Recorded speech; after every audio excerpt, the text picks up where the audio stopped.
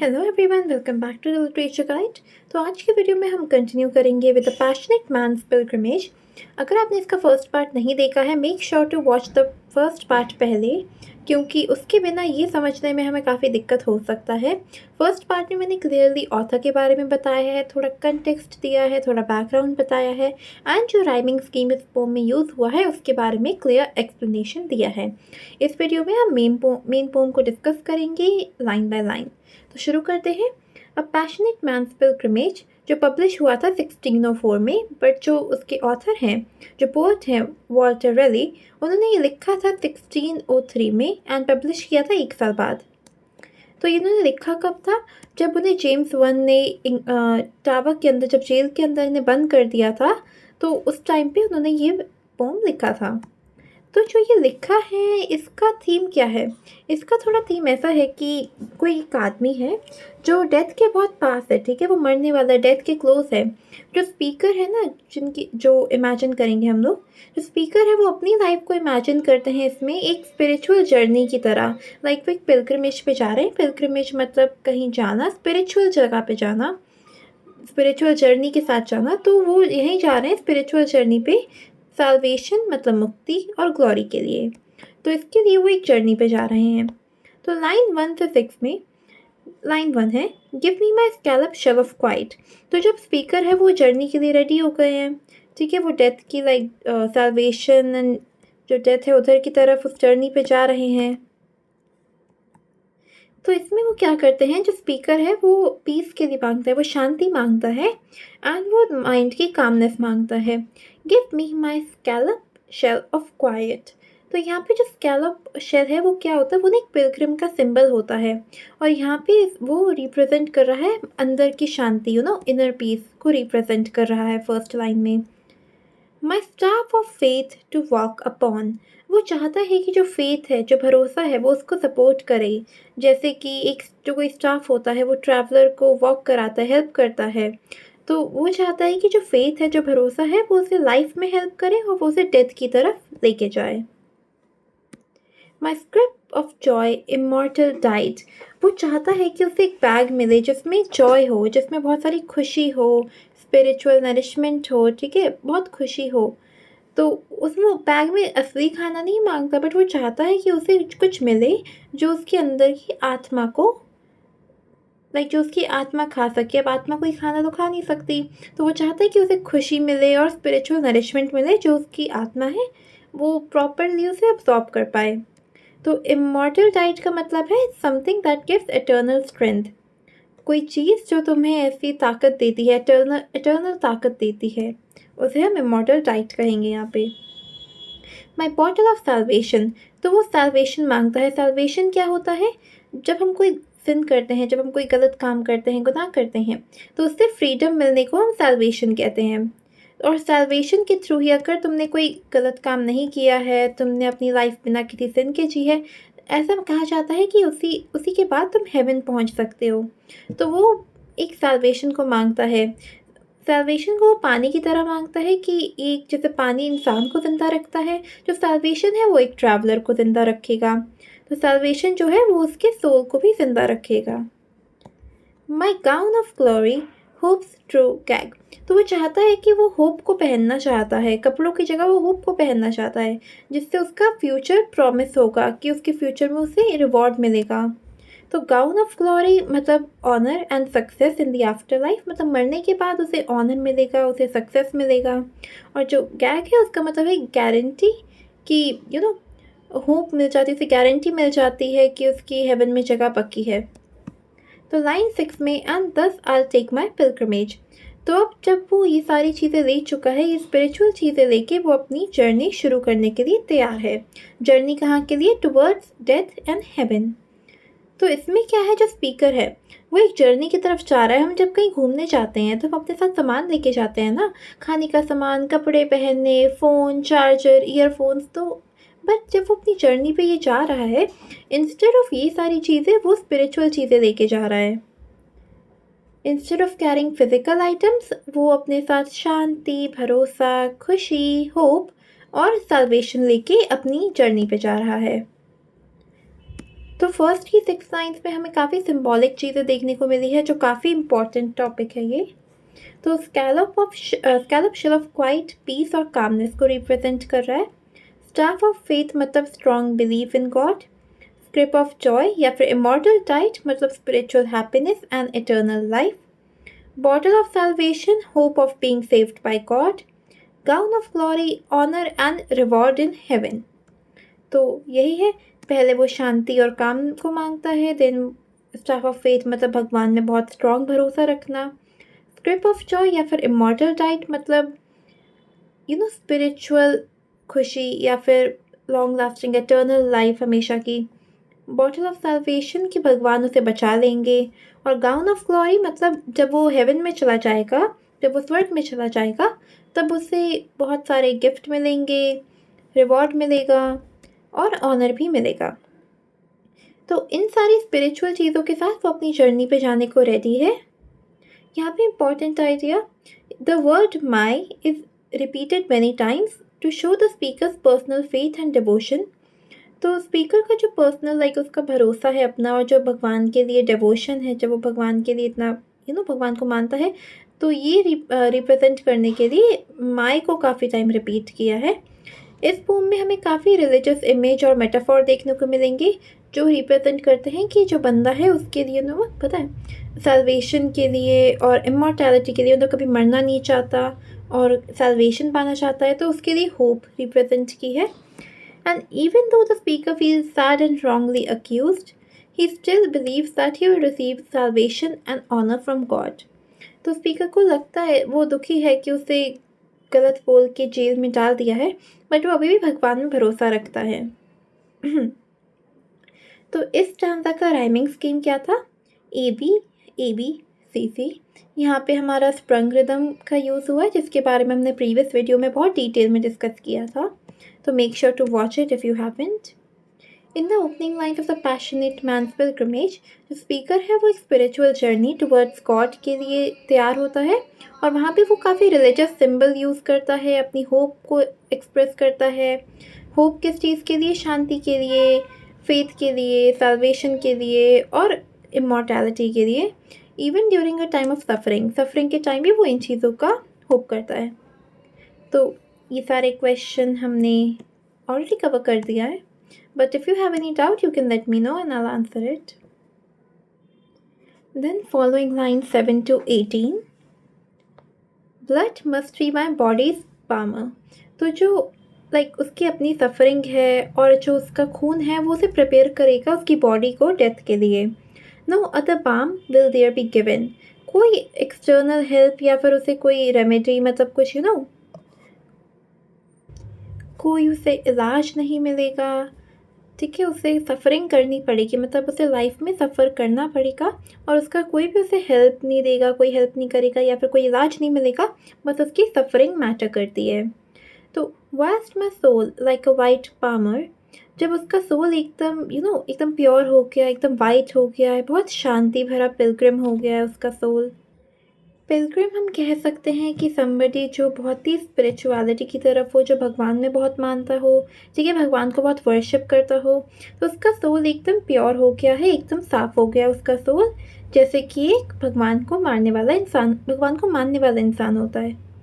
तो line 10, travels to the land of heaven, तो उसका जो सोल है अब वो जर्नी पे निकल चुका है और अब वो हेवन की तरफ जा रहा है।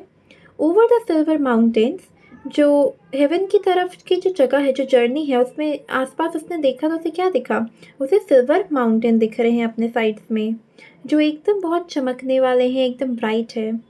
Where spring the nectar fountains, जो हेवन एक जगह है वो क्या है? जहाँ पे इमॉर्टैलिटी है, जहाँ पे बहुत सुख है, डिवाइन जॉय है, ठीक है, भगवान है, बहुत जॉय मिलती है, अच्छी जगह है। एंड देयर आई किस, तो यहाँ पे वो हेवन की हैप्पीनेस को वेलकम करता है कि हाँ तुम आ जाओ, मैं तुम्हें एक्सेप्ट कर लूँगा। एंड देयर आई किस मतलब मैं तुम्हें एक्सेप्ट करूँगा। द पोल ऑफ ब्लिस, जो हेवन है वो एकदम हैप्पीनेस ऑफर करता है। हेवन कहता है कि मेरे यहाँ पे खुशी है, तुम मेरे पास आओ, तुम कोई सिन मत कमिट करो, तुम अच्छी लाइफ जियो और फिर मरने के बाद मेरे पास आओ। And drink my eternal fill, तो he will enjoy this happiness जब तक वो हेवन में हमेशा जो रहने वाला है वो वहाँ पे ये हैप्पीनेस को एंजॉय करेगा।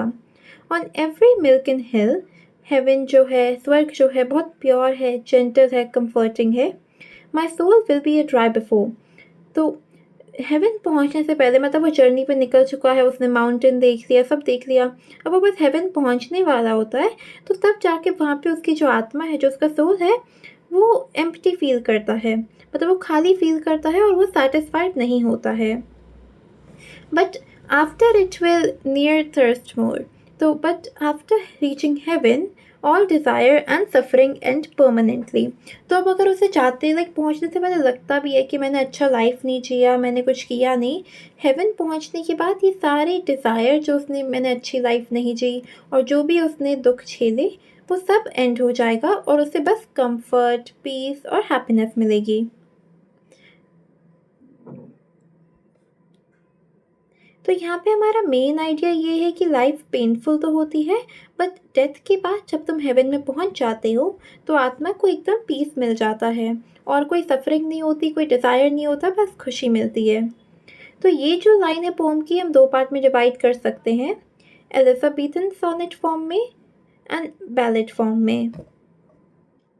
तो एलिजाबेथन सोनेट क्या होता है, जब लाइक 3 स्टैंजास होते हैं 4-4 लाइन के, तो 4 लाइन के जब 3 स्टैंजा होते हैं तो उसे एलिजाबेथन सोनेट कहते हैं। और बैलेड मतलब एक ऑक्टेव, मतलब 8 लाइन होगी और लास्ट में एक एनवॉय होगा। एनवॉय क्या होता है, जब हम किसी पोम के एंड में एक लाइन होती है जो पूरे लाइक उसको स्टैंजा को समराइज कर देती है, एक ही लाइन में पूरे स्टैंजा का मतलब कंफर्म कर देती है, बता देती है, उसे एनवॉय कहते हैं।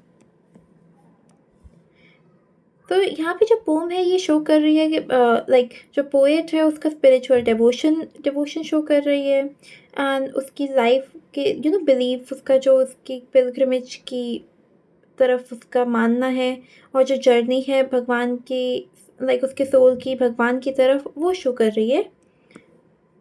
The speaker says he is innocent and compares himself. तो स्पीकर जो है वो कहता है कि मैं इनोसेंट हूँ, मैंने कुछ नहीं किया है। वो खुद को एक वाइट पामर से कंपेयर करता है। और एक पामर मीन्स रिलीजियस पिलग्रिम। एक पामर कौन होता है, एक रिलीजियस पिलग्रिम जो होली प्लेसेस, मंदिर, चर्च, ये सारी जगह जो होली जगह होती है वहाँ पे ट्रैवल करता है। और वाइट कलर तो हमें पता ही है कि वो प्योरिटी और इनोसेंस को बताता है। तो स्पीकर यही कह रहा है कि मैंने कुछ गलत नहीं किया है, मैं खुद को वो एकदम एक वाइट पामर, एक बहुत प्योर रिलीजियस पिलग्रिम से कंपेयर करता है।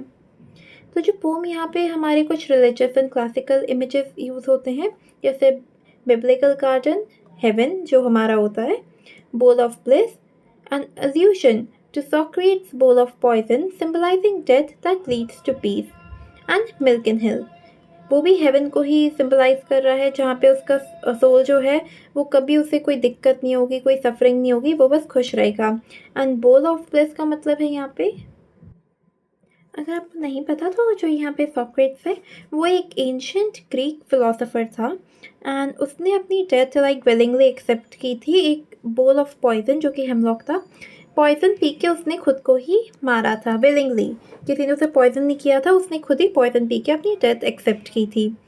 तो यहाँ पे एक वो एल्यूशन है बोल ऑफ ब्लिस का, उसके बोल ऑफ पॉइजन से उसे थोड़ा कंपेयर किया गया है, जिससे हमारा सिंबलाइज क्या हो रहा है, डेथ, उसकी लाइक मरना, जो उसके बाद पीस तक उसे ले जाता है। तो ये जो आइडिया है ये वॉल्टर रेले के रियल लाइफ से कनेक्ट होते हैं। जब उसने अपना एक्सपेडिशन फेल हो गया था, उसके बाद जेम्स वन ने उसे बंद कर दिया था जेल में। तो यहाँ पे आयरनी भी देखने को मिलेगी कि जो रैले ने अपनी पोम लिखी है उसमें वो expected to die after being sentenced for conspiracy, but उसने उसने पोम तब लिखा था जब उसे एक्सपेक्टेशन था कि अब तो भाई मेरे को मार देंगे ये लोग, बट लेटर उसकी डेथ सेंटेंस को चेंज करके ज़िंदगी भर के लिए जेल में डालने का डिसाइड कर दिया था कि जब तक मर नहीं जाता ये जेल में ही रहेगा। तो ये पोम जो है ये काइंड ऑफ लाइक बैलेड भी हो सकती है। बैलेड मतलब कि एक स्टोरी टेलिंग सॉन्ग, जहाँ पे रेले एक्सप्रेस करता है अपना फियर, उसे कितना डर लग रहा है, उसकी फ्रस्ट्रेशन कि मेरे को गलत बोल के यहाँ पे डाला हुआ है, मैंने तो कुछ किया ही नहीं, and possibly his innocence to King James one. तो यहाँ पे रिदम थोड़ा इरेगुलर है और जो ये पोम है ये the poem describes life as a spiritual journey to heaven. Raleigh uses religious image to show his innocence, faith and hope for peace even while he was imprisoned and facing punishment. ठीक है. तो यहाँ पे एक question है, how does the narrative shift from the banal to the mystical. तो ये काफ़ी अच्छा क्वेश्चन है. यहाँ पे हम इसे डिस्कस करते हैं. तो बैनल का मतलब होता है कि कोई नॉर्मल एवरीडे थिंग, जैसे कि कोई चीज़ जो हर रोज़ देखने को मिलती है, हर रोज़ होती है, बहुत सिंपल चीज़ कोई. एंड मिस्टिकल का मतलब होता है कोई स्पिरिचुअल, भगवान से रिलेटेड चीज़, कोई डीप चीज़. ठीक है. तो क्वेश्चन यही है कि जो पोम का नैरेटिव है ये एक एवरीडे पोम से लेके मिस्टिकल पोम की तरफ कैसे चला गया. तो यहाँ पे हमने देखा कि पहले वो बस अपनी बॉडी के बारे में डिस्कस कर रहा था, बट देन उसने अपनी बॉडी को छोड़ के वो सोल की तरफ चला गया. ठीक है. उसने शिफ्ट किया.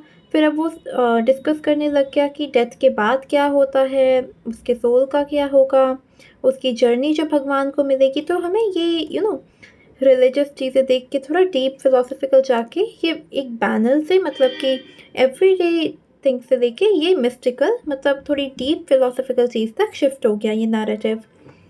सेकेंड क्वेश्चन हमने डिस्कस कर दिया. What is the irony in writing of this poem, ये भी हमने डिस्कस कर दिया. Following lines 19 to 28. And by the happy blissful way. तो वो डिस्क्राइब करता है अपने हेवन को, पाथ को एज अ जॉय, लाइक जो पाथ होता है हेवन की तरफ, वो उससे जॉयफुल एंड पूरा खुशी से भरा हुआ बताता है. मोर पीसफुल पिलग्रिम्स आई शैल सी. तो वो और अलग अलग सोल, अलग अलग आत्माओं को मिलेगा जो बिल्कुल उसकी जैसी काम, पीसफुल और प्योर हैं. That have shook off their gowns of clay. तो ये जो आत्माएं हैं, इन्होंने अपनी फिजिकल बॉडी को पीछे छोड़ दिया है. एंड गाउन्स ऑफ क्ले का मतलब है human body made of earth. तो उसे पीछे छोड़ के ये लोग अब अकेले, लाइक सोल्स जो हैं वो आ गए हैं. And go apparelled fresh like me. अब जो उनका सोल है वो एकदम रिन्यूड हो गया है, बाकी लोगों का प्योर भी हो गया है बिल्कुल उसकी तरह. ठीक है. I bring them first. वो कहता है कि वो उन सोल्स को गाइड करेगा, लीड करेगा टू स्लेक देयर थर्स्ट. कि अब अगर उनको भी कोई नीड हो या डिज़ायर हो तो वो उनका सेटिस्फाई हो जाए हेवन में आके एकदम. And then to taste those nectar suckets. He will let them enjoy sweet divine pleasure of heaven. जो हेवन में प्लेजर मिलता है, स्वीटनेस मिलती है. नेक्टर का मतलब यहाँ पे समथिंग जो इमॉर्टल और हेवनली हो, बहुत हेवनली हो, प्लेजरफुल हो एंड इमॉर्टल हो. तो वो नहीं कहता है कि मैं उन्हें एन्जॉय करने दूंगा ये चीज़ें. At the clear wells. जो ये जॉय है वो एकदम प्योर और क्लियर सोर्सेस से आती है. Where sweetness dwells.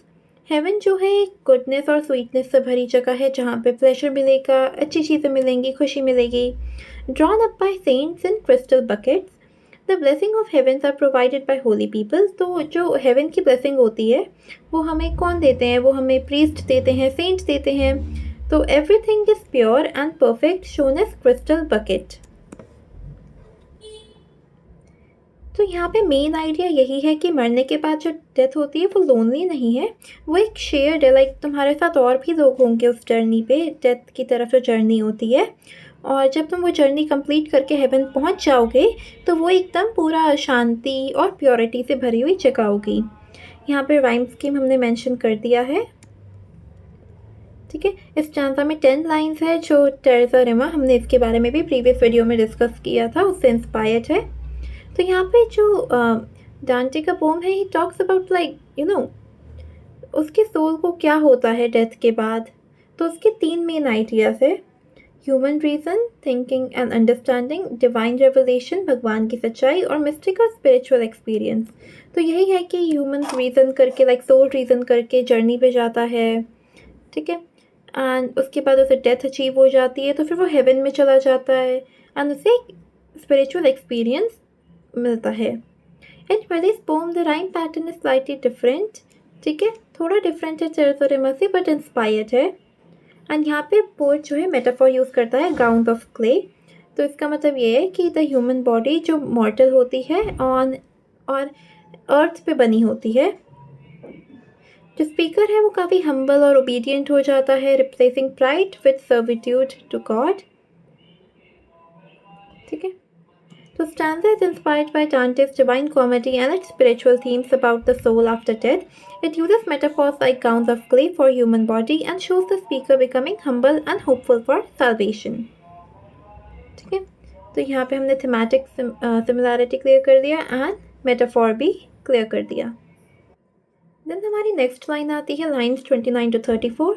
And when are bottles and all we, तो वो अपने सोल को लाइक वो दोनों के सोल को रेफर करता है एंड वो क्या लाते हैं, being prepared and filled are filled with immortality. तो वो एकदम इटर्नल लाइफ और डिवाइन एग्जिस्टेंस से भर चुका है soul. Then the holy paths will travel, इसके बाद वो हेवन के सीक्रेट पाथ्स पे वॉक करेंगे। Strewed with rubies thick as gravel, जो पाथ है वो एकदम प्रेशियस पत्थर स्टोन से कवर्ड हो गए हैं, जो उसकी ब्यूटी और रिचनेस को शो करता है। Ceiling of diamonds sapphire floors, heaven को ऐसा डिस्क्राइब किया है कि बहुत वैल्यूएबल चीज़ है, हर चीज़ शाइनी शाइनी है, बहुत अच्छी फ्लोरिंग है, बहुत अच्छी सीलिंग है डायमंड्स की बनी हुई, तो बहुत अच्छा रिच जगह है देखने में। High walls of coral and pearl bowers, तो हेवन में हर चीज़ बहुत प्योर है, रेयर है और ब्यूटीफुल है, देखने में बहुत सुंदर है। और वो प्रेशियस मटेरियल लाइक कोरल एक प्रेशियस मटेरियल होता है एंड पर्ल्स भी जो हार्डली मिलते हैं, तो उनसे वो बना हुआ है हेवन एकदम। तो यहाँ पे हमारा मेन आइडिया क्या है, उन्होंने हेवन को डिस्क्राइब किया है कि वो एकदम प्रेशियस चीज़ों का बना है, जैसे कि डायमंड, पर्ल्स, ब्यूटीफुल, परफेक्ट एकदम देखने में। बट ये थोड़ा सिंबॉलिक है, इसका यही मतलब नहीं है कि बस हेवन जो है वो इतनी महंगी चीज़ों से बना हुआ है, बट वो परफेक्शन, प्योरिटी और डिवाइन ब्यूटी भी,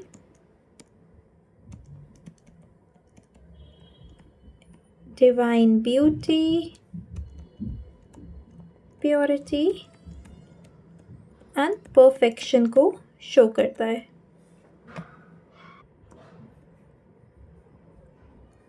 तो यहाँ पे एना बेयर है। एना बेयर एक क्रिटिक है, तो वो उन्होंने ऐसा कहा है कि जब वॉल्टर रैले को अरेस्ट किया था 1603 में, तो उन्होंने खुद को डिफेंड करने की ट्राई की थी राइटिंग के थ्रू। उन्होंने लेटर्स लिखे थे एंड वर्क्स लिखे थे लाइक द अपॉलजी, ये बताने के लिए कि वो इनोसेंट है, उन्होंने कुछ नहीं किया, बट वो काम नहीं किया। उनका ये कहना है कि रैले की राइटिंग काफ़ी कंफ्यूजिंग बन गई थी दो चीज़ों की वजह से, क्योंकि उन्होंने दो डिफरेंट टोन यूज़ किए थे। उन्होंने हम्बल टोन यूज़ किया था, जिससे उन्होंने अपनी गलतियाँ मानी थी और फॉरगिवनेस के लिए मांगा था। बट उन्होंने उसके बाद एंग्री टोन भी यूज़ किया था, जिसमें उन्होंने अटैक किया था लोगों को, जिन्होंने उन्हें धोखा दिया था, उससे उन लोगों को झूठा बोला एंड नेव्स बोला, तो उससे वो एंग्री टोन और हम्बल टोन दोनों मिक्स हो गया। तो इन दोनों की वजह से उसकी राइटिंग थोड़ी अनक्लियर बन गई एंड उसे फॉरगिवनेस नहीं मिला। तो यहाँ पे भी इरेगुलर रिदम था पोम का। And his strange experiment in prison, ये फ़नी है। तो जब उसे जेल में बंद किया हुआ था, रेले ने एक मेडिसिन बनाई थी, ठीक है, और उसे वो हीलिंग मेडिसिन थी, तो उसे एक्सपेरिमेंट करने का टाइम मिल गया। लाइक जब जेल में बंद हुए हुए उसे काफ़ी टाइम मिला, तो उसने अपनी मेडिसिन के साथ एक्सपेरिमेंट किया। उसमें काफ़ी स्ट्रेंज इंग्रेडिएंट्स थे, जैसे कि हर्ब्स, मिर्ची, स्पाइसेस वगैरह हो गए, पर्ल हो गया एंड वाइपर हार्ट्स। तो ये लोगों को ऐसा लगा कि ये चीज़ें जो ये एक्सपेरिमेंट कर रहा है, ये रिलीजन के अगेंस्ट है ये चीज़ें यूज़ करके, और उसे रिलीजियस रॉन्ग डूइंग का टैग और दे दिया कि भाई ये रिलीजन के साथ छेड़छाड़ कर रहा है, ये गलत चीज़ें कर रहा है। तो उसने रिलीजियस पोइट्री लिखी क्यों? तो जब लोगों ने उसे डाउट करना शुरू कर दिया उसके भगवान के लिए, फेथ को लेके कि भाई मैं भी भगवान को नहीं मानता, ऐसी चीज़ें, तो रेले ने अपना स्ट्रॉन्ग जो उसका रिलीजियस डिवोशन था वो अपनी पोम्स में लिख के दिखाने की कोशिश की। तो वो यही बताना चाहता था कि मैं इनोसेंट हूँ, मैंने कुछ नहीं किया है, बट उसकी बात किसी ने सुनी नहीं। After being imprisoned, Raleigh tried to defend himself through his writing. His writing sometimes became confusing because he was both humble and angry. Some parts of his poem have irregular rhyme, showing his emotional state. He also made a medicine in prison and tried to show strong religious faith to prove his innocence. So explain the significance of the irregular rhyme scheme in these lines and what are precious gems in allusion to. तो यहाँ पे regular rhyme scheme का use किया to reflect जो poet है उसका seriousness और उसकी डेप्थ जो वो डीप तरह से स्पिरिचुअल थॉट्स कैप्चर करने का ट्राई कर रहा है। तो इरेगुलर राइम स्कीम से हमें वो देखने को मिला। And what are the precious gems in allusion to? तो ये जो प्रेशियस जेम्स है ये अच्छी चीज़ें अच्छे कर्मों को सिंबलाइज करता है, भगवान के लिए true faith, devotion and value को शो करता है। तो lines 35 to 50। We are almost done with this poem, थोड़ा सा ही रह गया है बस। तो यहाँ पे क्या होता है, from hence to heaven's bribeless hall, उसके बाद वो हेवन के हॉल में जाते हैं जहाँ पे कुछ भी करप्शन नहीं होता, तुम पैसे दे के निकल नहीं सकते हो। होता है ना, तुम कोई पुलिस वाला बाइक पे रोक लेता है, पैसे देते हो निकल जाते हो, यहाँ हेवन में ये सब नहीं चलता है। We are no corrupted voices brawl, यहाँ पे करप्ट लोग नहीं आएंगे, ठीक है, वो आके शोर नहीं मचाएंगे और लोगों को अपने करप्शन में नहीं लेंगे, कोई झूठ बोलने वाला भी नहीं मिलेगा यहाँ पे। No conscience molten into gold, कोई भी अपनी कंसाइंस को मनी के लिए सेल नहीं करता है। नॉर फॉर्स्ड अक्यूजर्स बॉट एंड सोल्ड, यहाँ पे कोई भी फॉल्स विटनेस नहीं है जिन्हें, अब होता है ना कभी कभी, फॉर एग्जाम्पल किसी ने किसी का मर्डर कर दिया, तो अब उस जिसने मर्डर किया है वो अपने लिए एक बंदे को पैसे देगा कि तुम बोलोगे कि मैं तुम्हारे साथ था मर्डर के टाइम पे ताकि पुलिस मेरे पे शक ना करे। ये सब भी पैसे देके तुम लोगों को नहीं खरीद सकते हो यहाँ पे। No cause deferred nor vain spent energy journey, जो जस्टिस है उसे डिले नहीं होगा, लाइक अगर किसी को जस्टिस चाहिए वो डिले नहीं होता, एकदम टाइम पे मिलता है। For their Christ is the Kings attorney, जो इन हेवन में जीसस क्राइस्ट जो है वो लोगों के लॉयर हैं, वही उनके एडवोकेट हैं और वही लोगों को देखते हैं। Who pleads for all without degree, वो सबके लिए इक्वली बोलते हैं, किसी के स्टेटस को नहीं देखते कि ये अमीर है तो मैं इसके लिए अच्छा बोलूँगा, ये गरीब है तो मैं नहीं बोलूँगा। And he hath angels but no fees, तो जो वो है उन्हें सपोर्ट करती है एंजल्स और उसके लिए वो कोई पेमेंट नहीं देती हैं, वो फ्री में सपोर्ट करती हैं जीसस को। वन द ग्रांट 12 मिलियन च्यूरी, तो च्यूरी होती है जब तुम कोर्ट में केस चल रहा होता है, साइड में लोग होते हैं ना, लोगों का टेबल होता है जो बैठ के देख रहे होते हैं, जो डिसाइड करेंगे कि गिल्टी है कि नहीं है, कुछ कुछ केसेस में होता है। तो वास्ट नंबर ऑफ जजेस, सिम्बॉलिक है थोड़ा। एग्जामिन ह्यूमन सिंस, तो ये जजेस होते हैं ये ह्यूमंस के सिन को देखते हैं।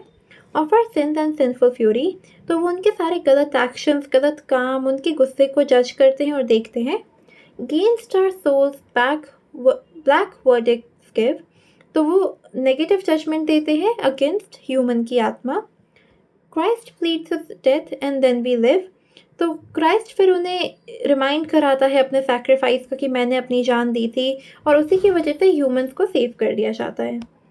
वी टू माई स्पीकर टेंटलेस प्लीटर, जो स्पीकर है वो क्राइस्ट को बोलता है कि वो उनके लिए बोले as a pure and honest advocate, कि वो बताए कि उन्होंने कोई क्राइम नहीं किया है। अनप्लॉटेड लॉयर ट्रू प्रोसीडर, तो वो क्राइस्ट को as a perfect and truthful lawyer बताता है विदाउट एनी फॉल्ट, कि ये एक सच्चा लॉयर है, ये कुछ झूठ नहीं बोलता। दो movest salvation even for alms, तो क्राइस्ट जो है वो साल्वेशन फ्री में ग्रांट करता है even to the poor people. Not with the bribed lawyers palm, तो अर्थ में जो लॉयर होते हैं जिन्हें तुम पैसे दे के इधर उधर पलट सकते हो, क्राइस्ट भी ब्राइब्स को एक्सेप्ट नहीं करते बिल्कुल। तो इसका मेन आइडिया यही है कि जो हेवन है, जो स्वर्ग है, वो एक जगह है जहाँ पे जस्टिस मिलता है। इस अर्थ की तरह नहीं है जहाँ पे पैसे दे के जस्टिस को लोगों को खरीदा जा सकता है, हेवन पे ये सब नहीं चलता, कोई भी यहाँ पे झूठा नहीं है, करप्ट नहीं है। और जीसस क्राइस्ट वो तो भगवान की तरह एक लॉयर भी है यहाँ पे।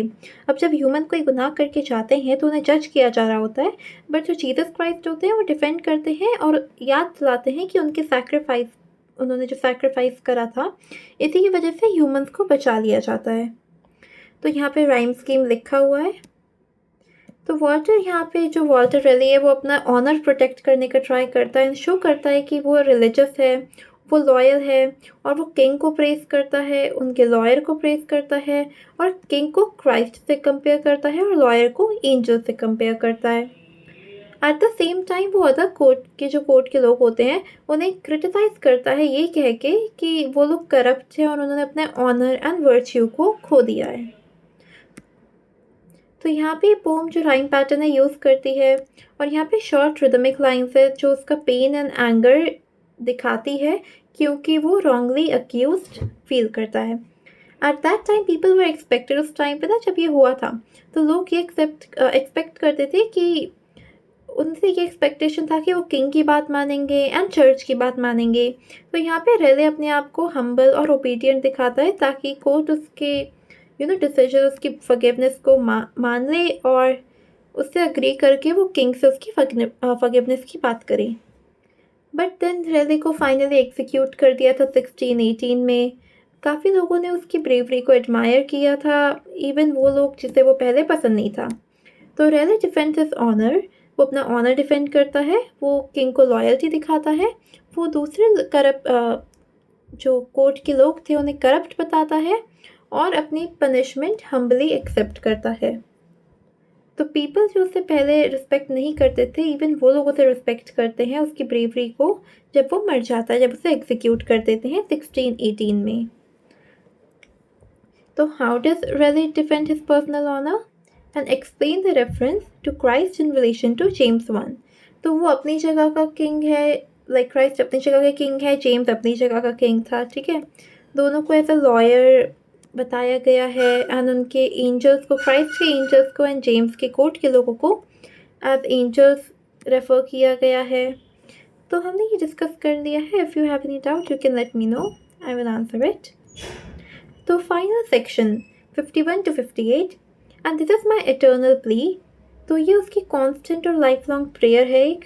To him that made heaven earth and sea, तो वो अपनी प्रेयर ऐसा भगवान को मांगता है। टू हिम, हिम मतलब भगवान जिसने अर्थ बनाई, हेवन बनाया, स्वर्ग बनाया, समुद्र बनाया। तो द क्रिएटर ऑफ एवरीथिंग, जिसने सब कुछ बनाया है, वो भगवान को अपनी प्रेयर डायरेक्ट करता है, डायरेक्ट भगवान से कनेक्शन बनाता है। Seeing my flesh must die so soon, तो उसे पता है कि इस फिजिकल बॉडी अभी जल्दी मर जाएगी। And want a head to dine next noon, एंड उसकी डेथ के बाद उसकी जो बॉडी है वो एकदम बिना जान की हो जाएगी, फंक्शन नहीं कर पाएगी, वो एक नॉर्मल इंसान की बॉडी की तरह कोई काम नहीं कर पाएगी। Just at the stroke when my when start and spread, तो जब उसी एग्जैक्ट मोमेंट पे जब जो लाइफ है उसकी बॉडी को छोड़ देगी और उसकी वेन जब फंक्शन करना एकदम बंद कर देगी, जब उसकी नसें चलना काम करना बंद कर देंगी, set on my soul and everlasting head, तो भगवान से यही मांगता है कि वो उसके सोल को एक एटर्नल लाइफ दें और एक स्पिरिचुअल लीडरशिप दें। Then am I ready like a palmer fit, उसके बाद वो एकदम प्रॉपर पिलग्रिम की तरह, एक प्रॉपर भगवान को मानने वाले आदमी की तरह रेडी हो जाएगा। To treat those blessed path which before I rid, तो वो फिर जो हेवन की तरफ के सेक्रेट पाथ से वो चलने के लिए तैयार हो जाता है, जैसे कि उसने ऑलरेडी बताया था। तो इसका मेन आइडिया क्या है, यहाँ पे क्या हो रहा है, जो स्पीकर है वो डायरेक्टली भगवान से बात कर रहा है। वो उन्हें बोल रहा है कि उसे पता है वो मरने वाला है और वो उससे काफ़ी कामली एक्सेप्ट कर लेता है कि हाँ मैं मरने वाला हूँ अब। और वो भगवान से बस एक ही चीज़ मांगता है कि उसके सोल को एटर्नल लाइफ दें। और फिर एंड में वो कहता है कि हाँ अब मैं रेडी हूँ, अब मैं मरने को रेडी हूँ और अब मैं अपनी हेवन की तरफ जर्नी के लिए, डेथ की तरफ जर्नी के लिए रेडी हूँ एकदम। तो राइम स्कीम हमारा ये रहा। लास्ट 8 लाइन्स में जो वॉल्टर रेली है वो डीपली सोचते हैं अपनी सिचुएशन के बारे में। जो पोम है वो काफ़ी स्ट्रॉन्ग और डार्क इमेजेस यूज़ करती है डेथ एंड एग्जीक्यूशन को लेके, जिससे ये भी शो होता है कि इवन रेली को पता है कि वो भी मे बी मरने वाला है, ठीक है। यहाँ पे जो टोन है वो थोड़ी आयरॉनिक और बिटर है, बट वो वो फिर भी ट्राई करता रहता है कि मे बी लोग मान जाएं कि वो इनोसेंट है। रेले प्रेजेंट हिमसेल्फ, वो खुद को एक काफ़ी ऑनरेबल मैन बताता है जो सफ़र करता है for the truth, almost like a martyr, ऐसे सैक्रिफाइस जो कर देते हैं लोग अपने आप को, ऑनरेबल लोग। तो वहाँ पे क्रिश्चियन रिलीजियस आइडियाज़ को भी शो करता है, लाइक वो रिप्रेजेंट करता है वो भगवान की तरफ अपना फेथ दिखाने के लिए और ये बताने के लिए कि वो सच बोल रहा है और वो ऑनेस्ट है। तो in the final lines, Raleigh reflects on death, shows his faith in God, and tries to prove that he is an honorable and innocent man. तो यहाँ पे हमने पोम से क्या समझा कि लाइफ एक जर्नी है डेथ की तरफ, और डेथ एकदम स्केरी नहीं है। डेथ के बाद भी एक लाइफ होती है जो हेवन या हेल में जाने को बताता है। जब सोल लीव कर देता, जब आत्मा हमारी बॉडी को छोड़ देती है और जब उस जर्नी पे निकल जाती है, तो वो बाकी आत्माओं से भी मिलती है जो हेवन की तरफ जा रही होती हैं, जो प्योर होते हैं, जो एकदम ऑनेस्ट होते हैं। फिर जब वो लोग हेवन पहुँचते हैं तो हेवन कैसा होता है, एकदम पीसफुल होता है, परफेक्ट होता है, और वहाँ पे बाकी की सारी सफ़रिंग, डिज़ायर जो भी उनके पहले के होते हैं, अनसैटिस्फैक्शन, वो सब हेवन में जाके क्लियर हो जाता है, और वो एक इटर्नल अच्छी लाइफ हेवन में जीते हैं जहाँ पे उन्हें प्लेजर मिलता है और स्वीटनेस मिलती है। हेवन भी एक काफ़ी अच्छी हाईली रिच जगह है देखने में, बहुत सुंदर है। वहाँ पे एंजल है, क्राइस्ट है, अच्छे लोग हैं, सिर्फ करप्टेड लोग कोई भी नहीं है। और ये जो हेवन देखने में अच्छी जगह है, बस देखने में नहीं है, ये अच्छी जगह इसलिए क्योंकि वहाँ पे लोग, वहाँ के सिस्टम, वहाँ के रूल्स ऐसे हैं। ठीक है, तो हमें इस पोम से ये देखने को मिला। यहाँ पे क्वेश्चन है, how does the poet juxtapose the ideas of honor and martyrdom? तो यहाँ पे juxtapose का मतलब होता है जब दो चीज़ों को दो चीज़ों को साथ में प्लेस कर देना, ताकि जो उनके डिफरेंस होते हैं या फिर जो उनकी सिमिलैरिटी होती है वो क्लियर मिले। तो लिटरेचर में देखा जाए तो जब राइटर कोई दो चीज़ें साइड बाय साइड रख देते हैं, जिससे रीडर को उसका कंट्रास्ट या फिर सिमिलैरिटी देखने को मिले, तो उसे हम juxtapose कहते हैं। तो for example, day and night place together, अब रात और दिन को अगर हमने साथ में रख दिया तो हमें देखने को मिलता है ना कि दिन कितना लाइट होता है, कितना पॉजिटिव होता है, नाइट कितना डार्क होती है, थोड़ी नेगेटिव होती है, तो हमें उसका कंट्रास्ट देखने को मिल रहा है ना साइड बाय साइड। तो यहीं पे इसी तरह ऑनर एंड मैरिडम को उन्होंने साइड बाय साइड रखा है इस पोम में, ताकि हमें उसकी सिमिलैरिटी, थोड़ा कंट्रास्ट देखने को मिल सके। तो देखा जाए तो इसका मतलब खाली काइंड ऑफ कनेक्ट होता है। तो यहाँ पे जो पोएट है उसने कनेक्ट किया है ऑनर एंड मैरिडम को, ये शो करके जब मरना होता है वो सिर्फ एक दुखी चीज़ नहीं होती, तुम हायर पर्पस के लिए भी, समथिंग के लिए, नोबल चीज़ के लिए भी मर सकते हो। तो इस तरह से इन दोनों आइडियाज़ को कनेक्ट किया है। कंक्लूजन, तो अर्ली मॉडर्न इंग्लैंड में जो बैलेट्स का एग्जीक्यूशन होता था वो काफ़ी पॉपुलर हो चुका था, और वो ऐसे गानों को टैवर्न्स में, मार्केट में, घरों में गाते थे, एंड समटाइम्स जहाँ पे लोगों को मारते हैं ना, एग्जीक्यूशन होता है, वहाँ पे भी गाते थे। तो ये सॉन्ग्स जो थे, इससे गाने की वजह से लोगों को ये इवेंट्स याद आते थे, एंड वो रिमेंबर, वो याद रख पाते थे। तो in the passionate man's pilgrimage, जो वॉल्टर रैली है वो अलग अलग स्टैंजा, लेंथ, राइम स्कीम सब अलग अलग यूज़ करता है टू एक्सप्रेस ये सब। And the beginning and the end of the poem follow the style of a Petrarchan sonnet, जो हमने डिस्कस किया हुआ है, जबकि मिडिल पार्ट में स्ट्रक्चर थोड़ा चेंज हो जाता है। एंड जब वो चेंज होता है तो उसमें थोड़ी इन्फ्लुएंस दिखती है हमें दूसरे राइटर की, जैसे कि William Shakespeare, Edmund Spenser, Philip Sidney, जिसके बारे में हम डिस्कस कर चुके हैं, एंड डांटे एलिगीरी।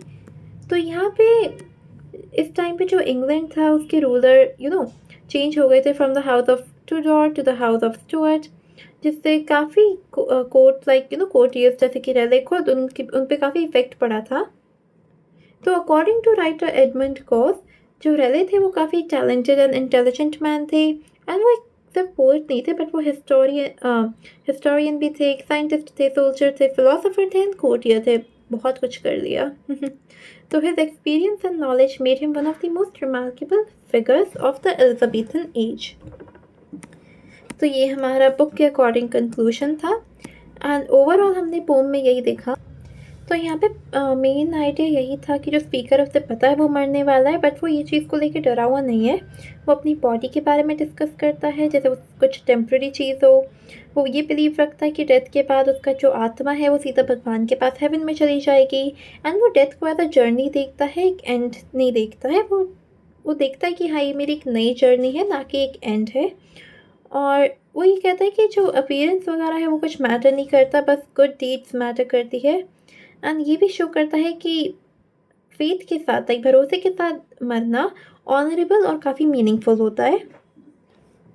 ठीक है, तो कोर मैसेज यही है कि लाइफ अर्थ पे तो टेम्प्ररी होती है, बट मरने के बाद जो सोल और उसके एक्शन होते हैं वो परमानेंट होता है।